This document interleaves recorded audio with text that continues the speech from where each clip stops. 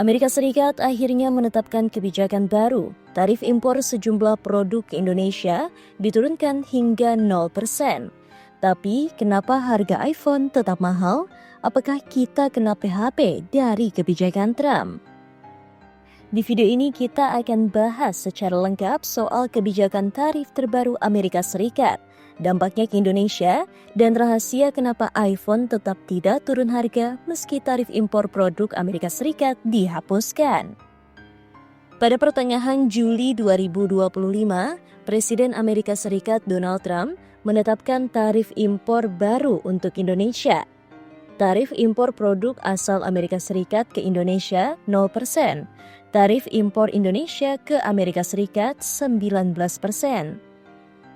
Kebijakan ini bikin banyak orang penasaran apakah produk-produk teknologi asal Amerika Serikat seperti iPhone, MacBook, atau iPad bakal jadi lebih murah di Indonesia. Tapi ternyata tidak semudah itu. Meskipun iPhone adalah produk Amerika, produksinya 80% berasal dari Tiongkok, dikerjakan oleh perusahaan Foxconn.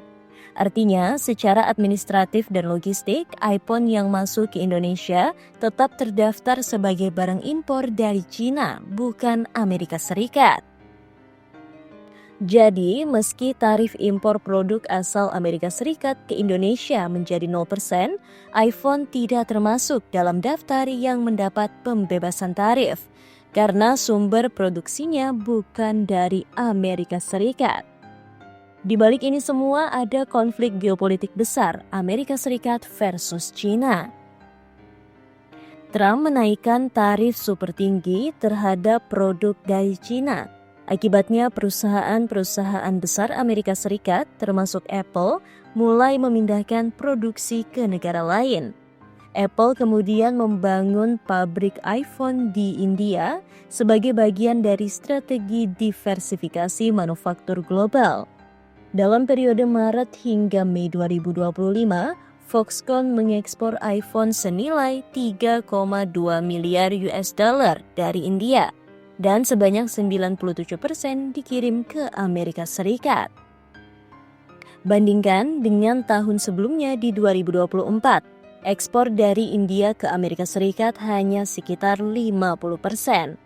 Artinya, produksi iPhone dari India sekarang difokuskan untuk pasar Amerika Serikat, bukan untuk negara lain termasuk Indonesia. Buat konsumen di Indonesia, ini artinya harga iPhone tidak akan turun signifikan karena barangnya masih berasal dari Cina dan tetap kena bea masuk seperti biasa. Selain itu, Apple tidak punya pusat distribusi langsung di Indonesia. Barang masuk lewat distributor regional yang juga menambah lapisan harga karena biaya logistik, pajak PPN, hingga margin reseller. Jadi, meski kebijakan tarif Amerika Serikat berubah, rantai pasok dan struktur harga di Indonesia tetap tidak berubah. Untuk membuat harga iPhone lebih terjangkau, ada beberapa solusi yang bisa dipertimbangkan. 1. Diversifikasi sumber impor. Apple bisa mengekspor dari India ke Indonesia, bukan hanya Amerika Serikat. 2. Perjanjian bilateral. Indonesia bisa menegosiasikan tarif produk berbasis brand, bukan negara asal manufaktur. 3. Pabrik perakitan lokal. Jika Apple bisa diajak membangun pabrik perakitan di Indonesia, harga iPhone bisa lebih murah karena masuk kategori barang rakitan lokal. Tapi itu semua masih butuh proses panjang dan negosiasi antar pemerintah. Jadi, meskipun tarif produk Amerika Serikat ke Indonesia 0%, iPhone tetap mahal karena status produksinya dari Cina. Ini bukan soal politik saja, tapi juga soal rantai pasok dan strategi bisnis global Apple.